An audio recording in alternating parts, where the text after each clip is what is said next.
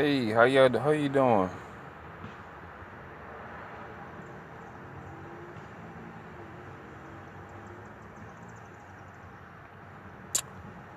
What's going on? Can't can't make it there. How you doing? Well, I'm about to get ready to talk about this. Talk about ESPN. Probably a couple of days ago, could be yesterday. A report said that Richard Sherman can't let go of the Super Bowl loss. Here's why I'm saying this. If this is absolutely true. I think that Pete Carroll, the head coach of the Seattle Seahawks, to be honest with you, I got all respect for him. He did good at USC. This is the National Football League. You dealing with men that got grown men that got more money than you, that got egos in the locker room. Here's the situation what happened. Super Bowl 3 years ago, the Seattle Seahawks had a great opportunity to become a few numbers of teams who won back-to-back Super Bowl, which is probably one of the hardest things to do in sports, to win back-to-back championships. They was on the goal line, about to win the Super Bowl against the New England Patriots. Only thing that you had to do was run the daggone football in the end zone. That's it. You had the New England Patriots beat, which would have been their third loss in Super Bowl history. Instead, you want Russell Wilson to be the hero, and you throw the football. And Malcolm, I think Richard, where his name is, the cornerback for the New England Patriots, jumped in front of the wide receiver and caught the interception. That's why Richard Sherman cannot get over it. He is upset, ladies and gentlemen, and he almost got traded in the offseason. Richard Sherman almost left the Seattle Seahawks because they wanted to trade this man. This man is upset. Not only that, I truly think with all my heart and soul that Pete Carroll had lost the locker room of the Seattle Seahawks. And I truly do believe that's why Beast Mode, Marshawn Lynch, quit the Seattle Seahawks, decided to retire because he couldn't get over the fact either that you at the goal line, the goal line, almost finna get in the end zone, and you decided to throw it, and we didn't win back-to-back championships. The Seattle Seahawks had a chance to go in the record books as one of the few teams who went back-to-back Super Bowls, like the Dallas Cowboys, like the New England Patriots, like the Pittsburgh Steelers, like the who else won back-to-back Super Bowl? The Denver Broncos. Only a handful of teams did that. Not everybody have done it. In fact, you got some Super Bowl, you got some teams that never went to the Super Bowl. You got teams went to the Super Bowl and lost. Here's what I'm saying. Pete Carroll had completely lost the locker room. They don't have no respect for this man. Pete Carroll need to have a team meeting and said that he is sorry from the owner all the way down to the daggone equipment manager.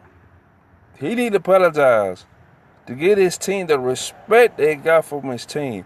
Ever since that Super Bowl, see, haven't been the Seattle Seahawks that we know from the past. They haven't been. It's lack of respect in the locker room because all Pete Carroll had to do was give it to Marshawn Lynch.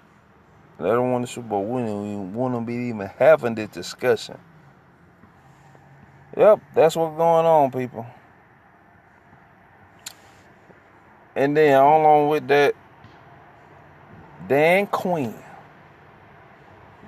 who is now the head coach of the Atlanta Falcons, had a good, terrific season, made it to the Super Bowl first time in 19 seasons. Did the same thing again. That's why I don't understand. I know Kyle Shanahan's the offensive coordinator of the Falcons, now the head coach of the San Francisco 49ers, but you played against the same team 3 years ago, and you did the same thing again. You played against the New England Patriots. You knew exactly what they were going to do. Because you played against them 3 years ago. You had the team beat. New England broke so many daggone records. I'm going to tell y'all the records. First time in Super Bowl history went to the overtime. First time in Super Bowl history, a quarterback threw over 400 plus yards.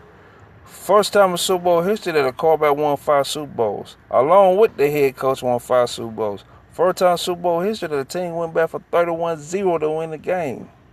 First time in Super Bowl history that a player and a daddy won the Super Bowls. Here it is, Chris Long and Howie Long, who is the analyst of the NFL Fox. That's what I'm saying. The Atlanta Falcons had the New England Patriots beat. Only thing they had to do was run the football and kick the daggone field goal that would have iced the game. No, they want to throw the daggone football, and that's exactly what happened 3 years ago. Matt Ryan, who is the head of the daggone football team, they had enough guts to go call the timeout and say, hey, we're not going to do it like this. I would like to run the clock down. Let's get a couple yards. Let's kick the field goal. Let's win the game. Ladies and gentlemen, Atlanta Falcons could have won the Super Bowl. The only thing they need to do is score 3 points. That's it. But it didn't do that. The New England Patriots won the game. Let me tell y'all something else. The look I saw in Tom Brady's eyes at halftime, I knew the Atlanta Falcons was done. Here's why. You got a 4-time Super Bowl champion. You got a 4-time Super Bowl champion head coach. Been there, done that, seen it all happen. Anytime, let me tell y'all something right now. Against the New England Patriots, who is the greatest team in the 2000s, in this decade too, you gotta play a 60-minute NFL game against these boys. You cannot play 30 minutes. What New England did, that slowed that game down, that kept the offense off the field. The weakest link on the Atlanta Falcons defense, despite that came up in the playoffs, is that defense. That tired that defense out, that wore that defense out. That's what happened. New England punched the Atlanta Falcons in the mouth in the second half. And New England won the Super Bowl. Make it 5, tied with the Dallas Cowboys. Tied with the San Francisco 49ers. There's only one team, ladies and gentlemen. This team I got the most respect at any football team. It's the Pittsburgh Steelers. It's the only one that won 6. And here's why I'm saying that. Also, I'm continuing to pay my condolences to Dan Rooney, the Rooney family, and the Pittsburgh Steelers family. They lost a good man. He's a philanthropist. As a great owner. You know, he passed away like a month ago. God rest his soul. This is the reason why I give Pittsburgh the most respect in the football team. They got 3 head coaches in the entire years in the Pittsburgh Steelers football history. Chuck Noll, Bill Cowher, and Mike Tomlin.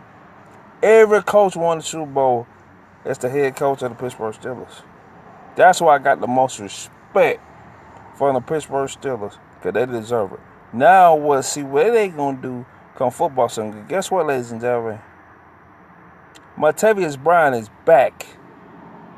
And there'll be more weapons on offense for the Pittsburgh Steelers. I expect the Pittsburgh Steelers be the champions of the AFC North. Be honest with you. Cleveland ain't going to do nothing. We already know the Cincinnati Bengals are going to lose because the head coach, who been the head coach for 15 seasons in the Cincinnati Bengals, haven't won a playoff game yet. You mean to tell me that man still got a job? I guarantee y'all right now, if Marvin Lewis would have been coaching somewhere else, he would have got fired by now. He would have been got fired. I would have fired him on the spot and tell this man, look, you can't win on playoff game, brother. We got to go somewhere else. We got to go to another other direction. Andy Dalton, he okay. But I'm going to tell y'all right now, in my own eyes, I seen A.J. McCarron play. And he come from my favorite school, which is Alabama University. Alabama Roll Tide, 16 national championships. I got a lot of respect for Alabama, and I got a lot of respect for A.J. McCarron. That man needs to start for Cincinnati. Cincinnati lost a lot of players last season, too.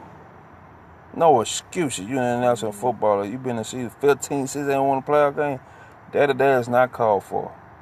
You want to know why Jeff Fisher got fired? Terrible head coach. Well, God, that's all I got today. That's why Richard Sherman never got over the Super Bowl loss. And Stephen A. Smith, for the man I respect who worked for ESPN, said it all the time. Richard Sherman is mad at Pete Carroll because of the way Seattle lost that Super Bowl.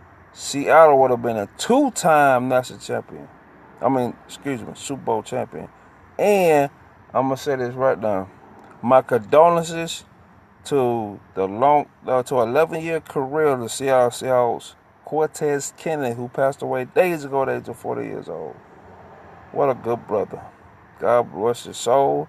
You have a good night. Have a blessed and safe Memorial Day holiday.